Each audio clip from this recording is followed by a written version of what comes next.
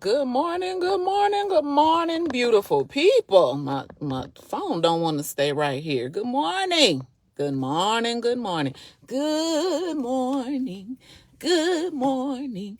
Good morning to you. Thank you, Candy Cane, for that core memory of the good morning song. How y'all doing this morning? It's May. Is it just me? My sissy Nichelle said, is it just me or is this year going fast? It's May. It's May. This year is almost half over. What's happening to time? What's happening to time? Well, in case you don't know who I am, my name is Renita Walker. I am also known as the Funky Chaplain. Indeed, the funkiest chaplain you know. In case you don't know what this is, it's your Sunday sermon. In case you don't know what we do, I pick a scripture, sometimes from the lectionary. Today is from the lectionary, actually. Sometimes not. Sometimes just whatever God leads me to talk about. And I run through it quick and dirty because then I go in here and go to work and care for the beautiful people. And then you go on and do whatever it is that you do with your Sunday. You ready to do this thing? I'm is. Let's get into it.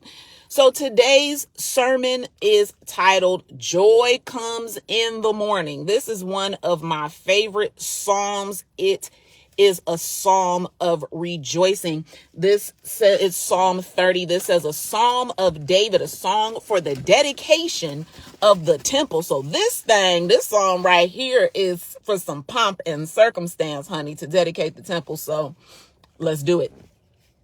Psalm 30. I will exalt you, Lord, for you rescued me. You refused to let my enemies triumph over me. And let me pause right here just to tell you that I'm going to get happy about this one, baby, because the last 2 years has been wild. My enemies have tried to triumph over me. And really, my whole life, it's like, why people be bothering me? But I'm sorry. So let me get back to this.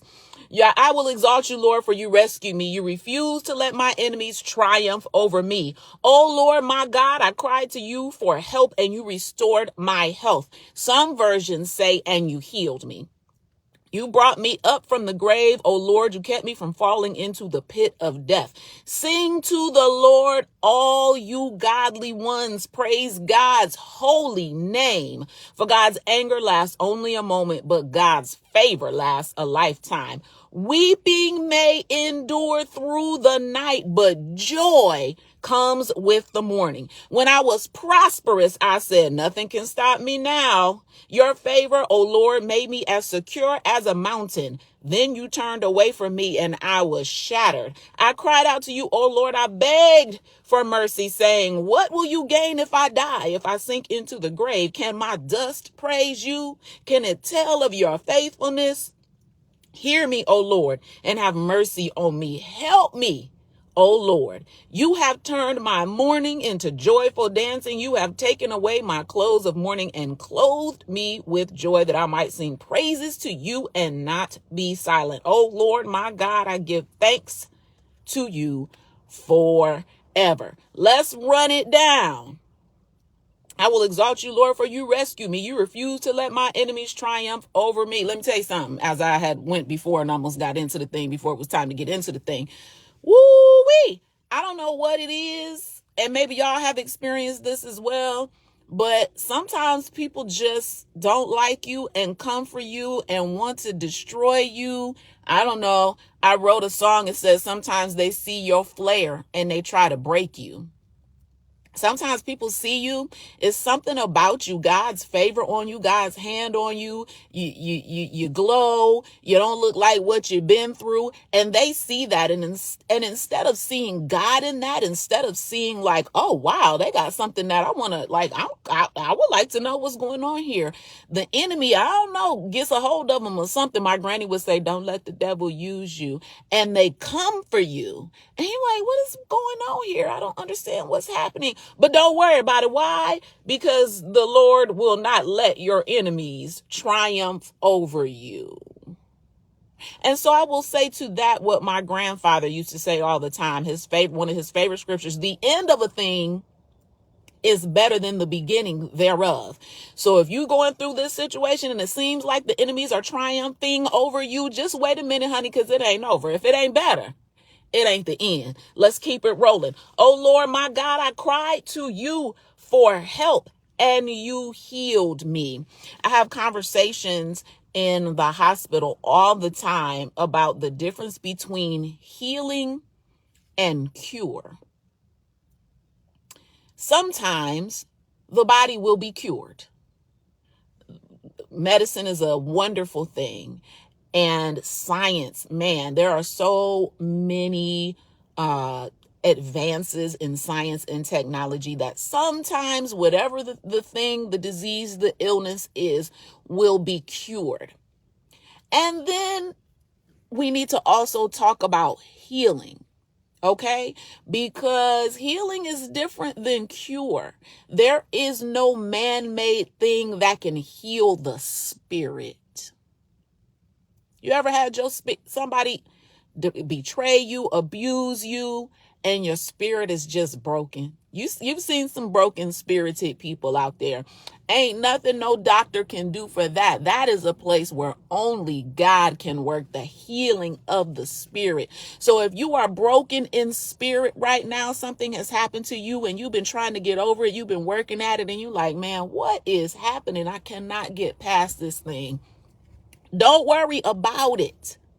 Remember when everybody on TikTok and what's reels on Instagram, everybody was making their little reels to that Kanye West thing. Even though you are not ready for the day, it cannot always be night. That's for real. There will be many nights in our lives. The natural world gives us clues to the spiritual. The cycle never changes. It always stays the same. There will be many nights in your life, but if you hold on, the day is coming. The morning is coming. The difficulty is that sometimes you just don't know how long the night is going to be, and it feels like it's forever, and you want to give up and you want to just sink into the darkness and just stop moving. And I'm telling you, this psalm is telling us, don't give up. Why? Weeping may endure for the night, but joy comes in the morning. And let me tell you something I know about God. The joy that comes is always, it don't change the weeping. Don't change the weeping.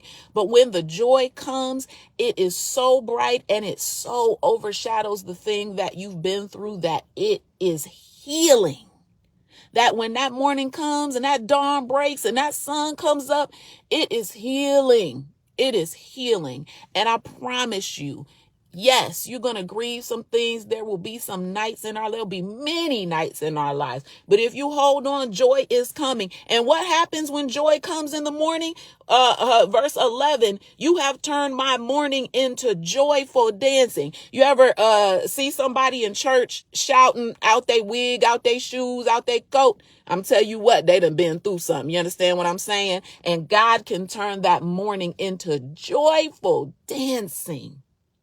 Joyful dancing. You have taken away my clothes of mourning and clothed me with joy. Now, here's the thing. The end of this really does say that we have some responsibility when the night turns to day, when the joy comes in the morning, when the weeping is done, when we get these joyful clothes and this joyful dancing, we have a responsibility. What? Verse 12. That I might sing praises to you and not be silent. Oh Lord, my God, I will give you thanks forever. Let me tell you something. One of the reasons I am obedient to what God asked me to do is that I trust God. And all of the nights that I have ever had, even when they were long, and let me tell you something, y'all, there's something that I have been praying to God for a healing for a very, very long time, deeply devastating. And the weird thing that happens is when you get on the other side of that night, you're like, man, this is amazing. This is great. I thought I wasn't going to never get healed from that thing. Golly.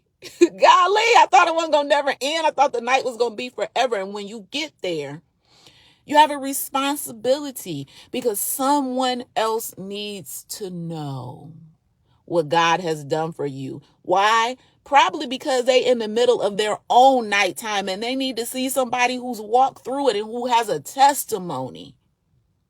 Your testimony is useful for you to give God praise, but to be an example to someone else that, listen, I know that it's nighttime and it's hard and it's dark and it's scary and it's long and it feels like you ain't never gonna get through it, but I'm a witness. Joy comes in the morning, and when it comes, baby, you better dance and tell the world about what God has done for you. Listen, I don't really consider myself no preacher, but this one right here had me feeling like a real for real preacher. You hear me? Joy comes in the morning. I'm telling you, I'm a witness. I didn't think I was ever going to get through that thing. And now I can look back at it and it doesn't have the weight, the heaviness that it used to have because I'm in the sunlight and my clothes have been changed to these joyful clothes and dancing. And anybody that know me know I'm going to dance. You put some music on, it's dancing and joyful dancing because God has healed me and delivered me and my nighttime has turned today.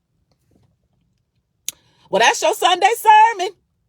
Woo! It made me happy, y'all. I got a little happy on it. I feel if I had more time, baby, I would go into the thing, but I got to go. I love you. Yup, you. I love you. And I mean it.